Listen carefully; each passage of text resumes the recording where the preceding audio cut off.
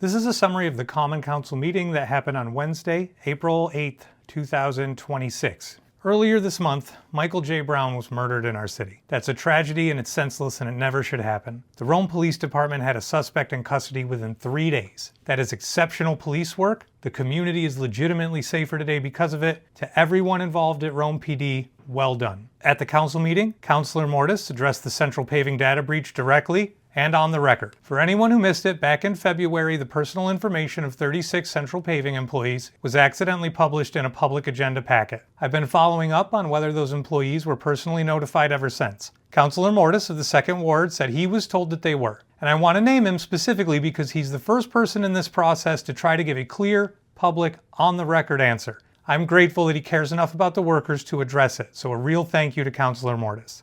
The confirmation was described as confidential, and the councilor did have to hedge by saying that he didn't know for a fact whether it was or wasn't true. Don't get me wrong, he wasn't dodging. He's trying to walk a tricky line of being transparent without overstepping his authority, and it's clear that the answer needs to probably come from Rome's Corporation Council. Councilor Spraglia cleared up something important about the road bond that was approved Wednesday. I mentioned a number of $3.8 million and I felt everybody's eyebrows go up, but here's the fuller picture. This is similar to the paving contract that Rome enters into every year. Also, that $3.8 million is set to be offset by approximately $2 million in state grants from programs like CHIPS, Pave New York, Extreme Winter Recovery, and the Potholes program. The city's actual net borrowing would be approximately $1.8 million, which works out to a really good value for the city if these grants come through. So thank you to Councilor Spraglia for walking us through clearly and getting specific about the grant types. That context matters and most people didn't have it.